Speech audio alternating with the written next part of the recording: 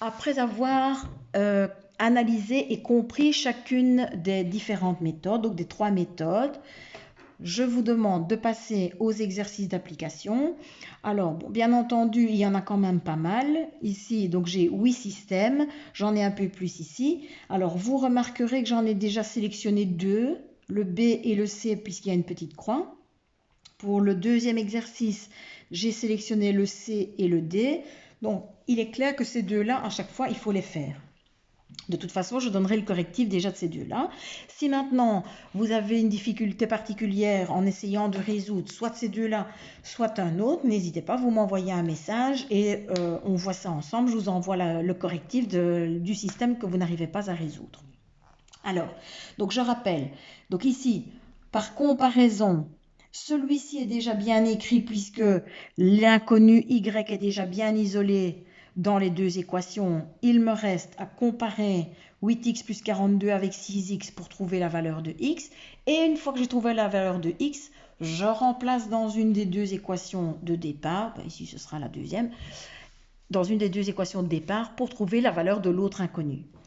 Dans celle-ci, forcément, je dois isoler, à vous de choisir, le x ou le y. Bon, c'est quand même plus facile d'isoler y puisque les coefficients sont 1. Ça, c'est pour la méthode de comparaison.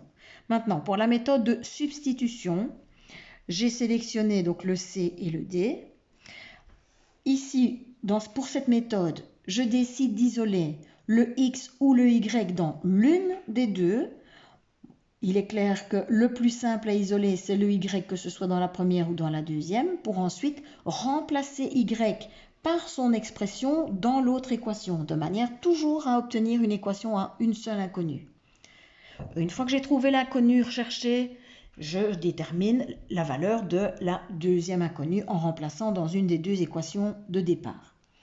Dernière méthode, par la méthode des combinaisons. Là, il y en a moins, je vous en propose 5. Encore une fois, bon, là, je n'ai pas sélectionné. Bon, le premier est assez simple déjà parce que les équations sont bien écrites. Celle-ci est déjà différente, vous voyez le moins 4 qui se trouve dans le membre de gauche. Personnellement, je l'enverrai dans le membre de droite. Comme ça, les éléments sont bien alignés. Celle-ci est bien écrite. Celle-ci également. Et la dernière également. Donc, c'est quand même une question d'habitude. Bon, si vous ne voulez pas au moins tout résoudre, en résoudre deux, il faut quand même en résoudre deux systèmes. Mais au moins pour les autres, ce que vous pouvez faire, c'est au moins déterminer les petites colonnes pour me dire par combien vous devriez multiplier chacune des deux équations pour neutraliser le x d'une part et le y d'autre part. Donc ça, c'est pour les exercices d'application. On passe ensuite à la résolution graphique d'un système de deux équations à deux inconnues. On sait que pour résoudre graphiquement un système de deux équations du premier degré à deux inconnues, puisque une équation à deux inconnues est une fonction, est l'équation d'une fonction, on sait bien que ce sera représenté par des droites. Donc on va devoir tracer des droites D1 et D2, puisqu'on aura deux droites, puisqu'on a un système de deux équations. On aura D1 et D2 représentés dans un même repère. Et ces deux droites représentent les solutions de chaque équation.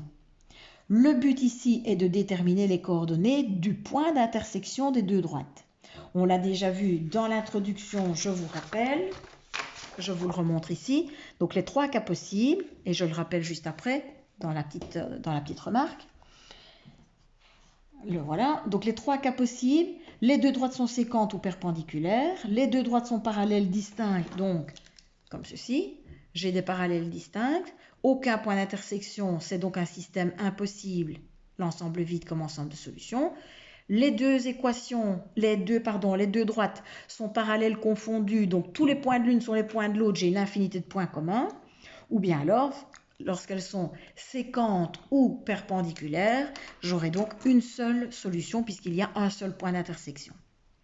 Alors, pour essayer d'éclairer un petit peu les choses, partant d'un système comme celui-ci, 2x plus y égale 6 et x moins y égale moins 3, le but, et de toute façon tout est détaillé ici dans la remarque, le but est en fait de dresser un petit tableau de valeurs. Deux valeurs suffisent puisque elles seront représentées chacune par une droite. Donc cette équation sera représentée par une droite, je donne deux valeurs à x, 0 et 3, ça pouvait être 0 et 1. Si x vaut 0, y vaudra 6 en remplaçant x par 0. Si x vaut 3, j'aurai 2 fois 3, 6. 6 plus combien égale 6? Ben, forcément 0. Je fais la même chose pour l'autre. Une fois que j'ai mes deux tableaux de valeurs, j'ai donc en fait 1, 2, 3, 4 points à placer dans le même repère. Alors, 0,6, 0,6, le voilà. 3, 0, le voilà. J'ai déjà les deux premiers points qui me permettent de tracer la droite de la première équation. J'ai 0,3 et moins 3, 0.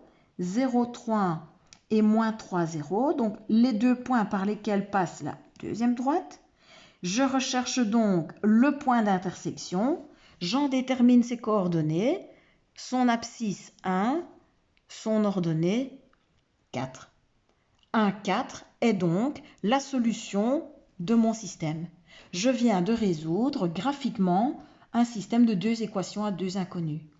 Donc le couple 1, 4 est la solution du système. Et je peux vérifier en remplaçant le x par 1 et le y par 4 dans chacune des deux équations.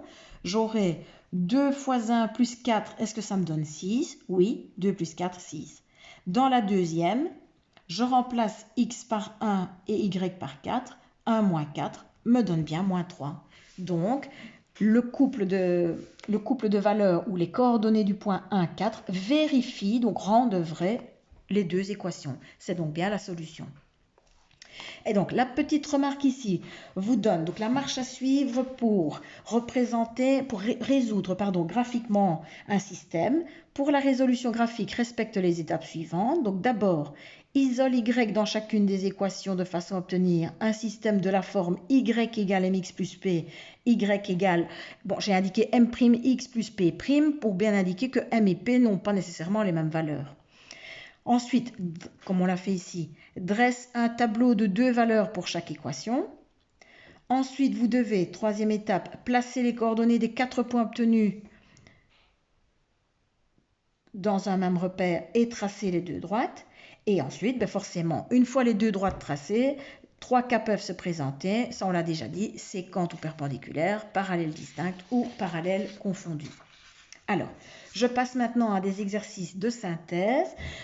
Premier exercice, détermine la méthode de résolution la plus adéquate. Je ne vous demande pas de résoudre les systèmes, tout simplement de pouvoir me dire en observant les systèmes proposés, est-ce qu'il sera plus judicieux d'utiliser la méthode de comparaison, la méthode de substitution ou la méthode des combinaisons, ou pourquoi pas la méthode graphique. Deuxième exercice, avant de résoudre un système, il est parfois intéressant, voire nécessaire, de le transformer afin d'en donner une forme plus simple. Donc ici, je vous ai proposé 3 types de systèmes qui visiblement ne sont pas si simples que ça. Le premier parce qu'il y a des fractions, le deuxième parce que les coefficients sont importants et le troisième parce que les coefficients sont décimaux. Donc, je vais devoir me débarrasser de ces éléments gêneurs pour pouvoir simplifier le système donné au départ. Donc ici, forcément, pour me débarrasser des dénominateurs, comme j'ai une équation formée par deux fractions, donc j'ai ce qu'on appelle une proportion, je sais que je peux travailler en croix, et donc mes dénominateurs vont disparaître. Pour la deuxième, je n'ai rien d'autre à faire que de réduire tout au même dénominateur. 2, 5, 1 sous-entendu, je réduis tout en dixième, et puis je me débarrasse des dénominateurs. Et du moins, je n'ai plus de fractions. Pour le deuxième système, il suffirait de diviser, par exemple, les coefficients de la première équation par 50. Et pour la deuxième, 300, 540 et 990, on pourrait déjà diviser chacun des nombres par 30. Et donc, on revient, en travaillant de la sorte, on revient à des coefficients beaucoup plus petits, beaucoup plus raisonnables. Pour le dernier, je me rends compte que les coefficients et le terme indépendant sont des décimaux. Je veux me débarrasser d'un nombre décimal. Je multiplie tout simplement, dans ce cas-ci, par 10, puisque mes nombres s'évaluent au dixième. J'aurai 24x plus 48y égale 72. Et une fois que j'ai ça, je l'écris ici, une fois qu'on a 24x plus 48y égale à 72. Je reviens à un cas comme le précédent. Je ne m'occupe pas pour l'instant de la deuxième. Je me rends compte que 24, 48 et 72 sont des multiples de 24. Donc, mon équation peut devenir, en divisant tout par 24, j'aurai x plus 2y égale 3. Nettement plus simple que la précédente. Troisième exercice. Résoudre algébriquement et graphiquement les systèmes suivants. Donc là, vous devez faire les deux. Donc ça, c'est un peu plus long. Vous devez choisir la méthode adéquate pour résoudre algébriquement, donc soit par comparaison, par substitution ou par la méthode des combinaisons. Et ensuite, pour chacune d'elles, isoler le y de manière à obtenir une équation de la forme y égale mx plus p, pour la première et pour la deuxième. Dresser un petit tableau de valeurs pour la première et pour la deuxième. Placer les 4 points dans le même repère, tracer les deux droites et vérifier si le point d'intersection des deux droites obtenues est bien la solution que vous aviez obtenue algébriquement. Attention, ici j'ai volontairement choisi 3 systèmes un peu particuliers. Le premier, je vais dire, est simple, les deux autres sont des cas particuliers. Donc ne vous étonnez pas de la solution que vous allez trouver. Voilà pour l'instant, on s'arrête là et on se retrouvera pour la résolution des petits problèmes.